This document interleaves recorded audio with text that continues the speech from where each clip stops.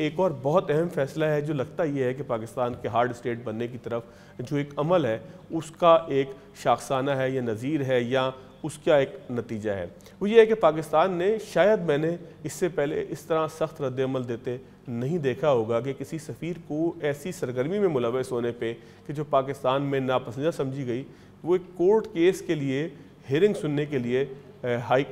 Supreme court جب پہنچے تو ان کو جو ہے وہ پاکستان فورن افیئر ڈپارٹمنٹ نے ڈیمارچ کیا، یعنی کہ ایک پروٹیسٹ ان سے کیا کہ آپ نے ایسا کیوں کیا ہے۔ سفارتی زبان کے اندر اس کی کیا اہمیت ہے، کتنا اس کو خطرناک یا کسی ملک سے تعلق خراب ہونے کی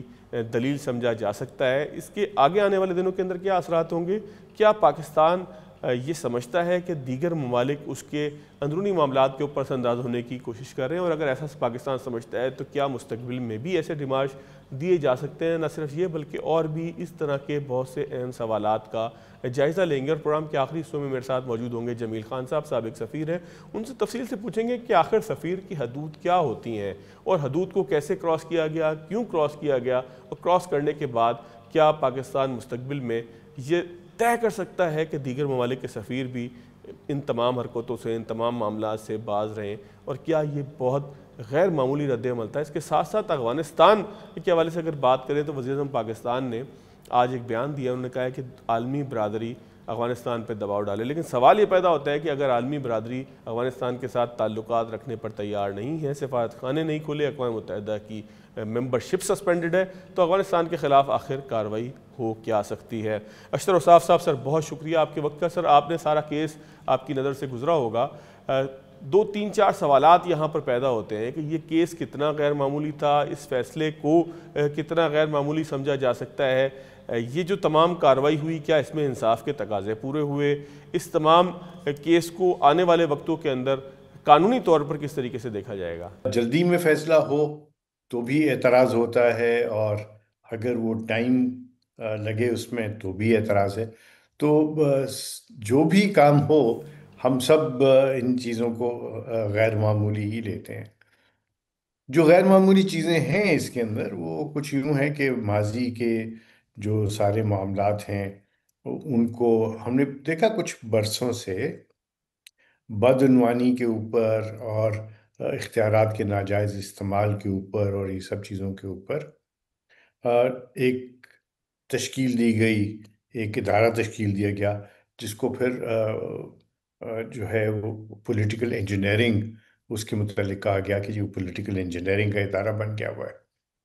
تو یہ نعرے کچھ اور ہوتے تھے اور کام کچھ اور ہوتے تھے، لیکن اس میں آپ دیکھیں گے کہ جو نعرہ لگایا گیا خود احتسابی کا، اس کو عملی جامہ بھی پہنایا گیا، اور ایک ایسے ادارے میں جو بہت حساس ادارہ ہے، جس کے متعلق کہا ہی جاتا ہے کہ اس کے متعلق کم سے کم بات کی جائے تاکہ دشمن کو وہ چیزیں نہ مل جائیں جن سے وہ فائدہ اٹھا سکے۔ اور ہمارے ایک دشمن نہیں ہیں، بہت سارے دشمن ہیں، اندر بھی ہیں اور باہر بھی ہیں۔ خیر وہ تو ایک لمبی بات ہو جائے گی۔ اس کے اندر جو سیلینٹ باتیں ہیں وہ یہ ہیں کہ فوج کے ادارے میں ایک صاحب جو ایک بہت ہی کلیدی پوسٹ پہ تھے، ان کے اوپر ناجائز فائدہ اٹھانے کا اور لوگوں کو ناجائز فائدہ دینے کا الزام لگایا گیا، اور وہ آپ نے دیکھا کہ ایک ٹاپ سٹی کا معاملہ تھا جو کہ چلتا چلتا یہاں تک پہنچ گیا۔ دوسرا، مڈلنگ ود اسٹیٹ سیکرٹس، جو سیکرٹ آفیشیل سیکرٹ ایکٹ ہے اس کے اوپر وہ ہے، اس کی خلاف ورزی کرنے کا الزام ہے، شیئر کرنے کا، وہ انفارمیشن جو سینسٹیو ہے، جو کہ عام ہاتھوں میں نہیں جانی چاہیے، اس کا الزام ہے۔ تیسرا ہے جو ہے وہ آپ کا سیاست کے اندر ملوث ہونے کا، اور جو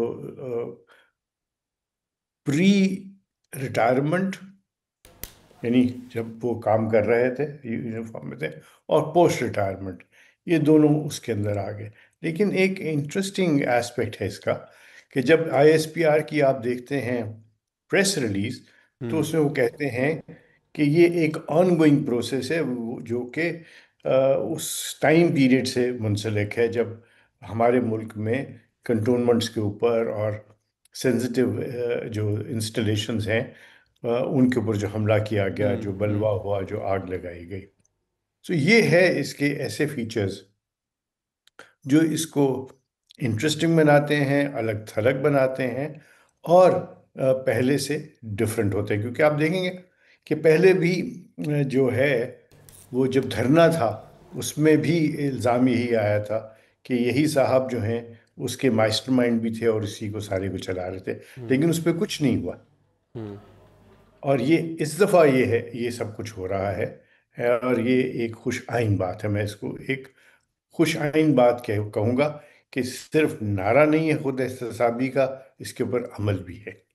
अच्छा सर, ये फरमाइएगा, ये जो पूरी कार्रवाई है, ये क्या दुनिया के अंदर इसको तस्लीम किया जाता है? ये कोई आमिराना कार्रवाई कहलाएगी, कोई एकतरफ़ा कार्रवाई कहलाएगी, कोई फ़ौजी कार्रवाई कहलाएगी? दुनिया के बाकी ममालिक के अंदर किस तरीके से ये काम होता है? क्या इसको हम इंसाफ के असूलों के ऐन मुताबिक कहेंगे? क्योंकि बहुत सारी दफ़ा ऐसा भी होता है कि किसी फ़ैसले के बाद ये सवाल उठता है कि इसमें इंसाफ के तकाजे पूरे नहीं किए गए। तो इस फैसले के हवाले से क्या दुनिया के किसी गोशे से सवाल उठ सकता है कि पाकिस्तान में एक इतने बड़े ओहदे पर रहने वाले किसी शख्स के साथ इंसाफ नहीं हुआ, या आर्मी और आर्मी से मुंसलिक लोगों के साथ इसी तरीके से होता है, उनका तरीक़ाकार ही ऐसा है? और अगर आप थोड़ा सा पीछे चले जाएं तो एक एयरफोर्स के भी एक साहब के साथ जो है वो कार्रवाई हुई है, जिनके हवाले से जो है वो बताया जाता है कि वो अपने भाई से इंफॉर्मेशन शेयर किया करते थे, जिसकी बुनियाद पर उनको जो है वो ज़ेर कार्रवाई लाया गया। तो ये तमाम जो मामलात है सर, इसको थोड़ा सा आसान करके अगर आप समझा सकें लोगों की दिलचस्पी के लिए। बिल्कुल कोशिश करूंगा कि इसको आसान पैराए में आपके साथ शेयर करूं। सर सर देखिए, आपका जो आइन है उसके अंदर भी आर्टिकल 199 में एक्सेप्शन है कि आर्म्ड फोर्सेस से मुतल्लिक जो बातें हैं उसके ऊपर रिट जारी नहीं हो सकती। फिर आपका जो आर्टिकल 8 है उसके अंदर भी लिखा हुआ है कि जो डिसिप्लिनरी फोर्सेस हैं उसके मुतल्लिक कवानीन जो हैं वो टच स्टोन पे जो है उसके फंडामेंटल राइट्स के और उसके ऊपर नहीं आएंगे। ये सारी दुनिया में होता है, और उसकी पीछे एक वजह है। उसकी वजह ये है कि जब आप किसी को कहते हैं कि आपने जान दे देनी है अपने मुल्क के दिफा के लिए, और आपने कमांड को चैलेंज नहीं करना, आपने कमांड को मनोअन मानना है, तो फिर एक डिसिप्लिन आना होता है कि जहाँ पे आप क्वेश्चन नहीं कर सकते। उस डिसिप्लिन को लेके आने के लिए ज़रूरी ये है कि उनको डिफरेंटली ट्रीट किया जाए। तो डिफरेंट ट्रीटमेंट जो है, चाहे वो हिंदुस्तान है, चाहे वो श्रीलंका है, चाहे वो इवन भूटान में भी और बाकी मुल्कों में जो कि थर्ड वर्ल्ड में हैं, आप ऑस्ट्रेलिया में देख लीजिए, आप इंग्लैंड में देख लें, वहाँ पे भी जब आर्म्ड फोर्सेस की बात होती है, स्टेट सीक्रेट्स की बात होती है, और उनका मेडल करना इन पॉलिटिक्स की बात होती है, तो वो फील्ड कोर्ट मार्शल, उनके लिए कोर्ट्स अलग बनाई जाती हैं। ये तो इंटरनेशनल प्रैक्टिस की बात हो गई। अब आपको मैं अपने मुल्क में बता देता हूँ कि जो ब्यूरोक्रेट्स हैं उनके लिए भी अलग अदालतें हैं। आर्टिकल 212 में लिखा हुआ है कि ट्राइब्यूनल्स अलग से बनाए जा सकते हैं।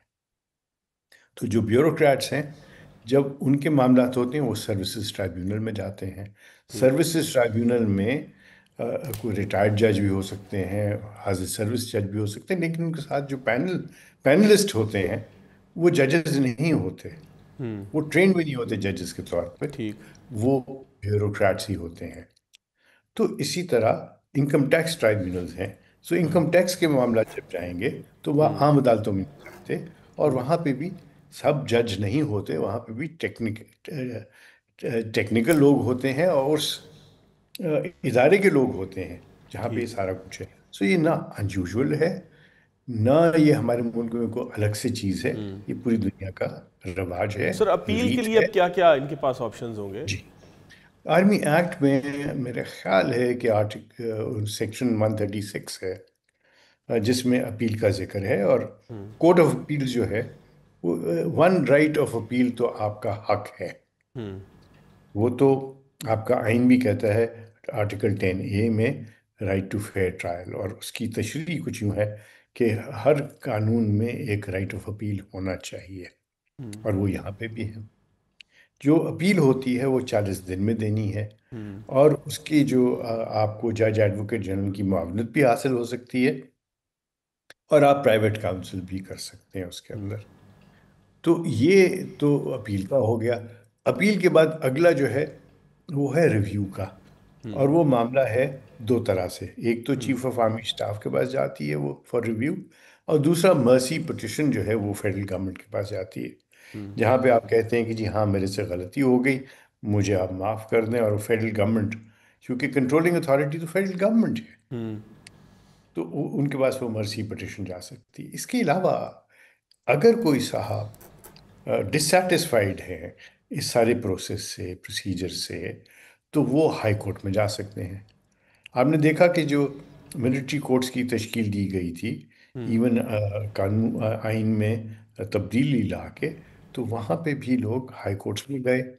اور پھر سپریم کورٹ تک معاملات گئے۔ وہاں پہ اس کو کہتے ہیں جوڈیشل ریویو، ہوں اور وہ جوڈیشل ریویو ہے تین چیزوں کے بارے میں، کہ کوئی پروسیجرل irregularity تو نہیں ہے، کیا بدنیتی کی بنیاد پہ تو نہیں کیس بھیجا گیا ملٹری کورٹ کے پاس، اور تیسرا یہ کہ کیا وہ جرائم جن کا مرتکب کہا جا رہا ہے، کیا وہ جرائم ملٹری کورٹ کے پاس ٹرائی کیے جا سکتے ہیں کہ نہیں۔ تو یہ ہے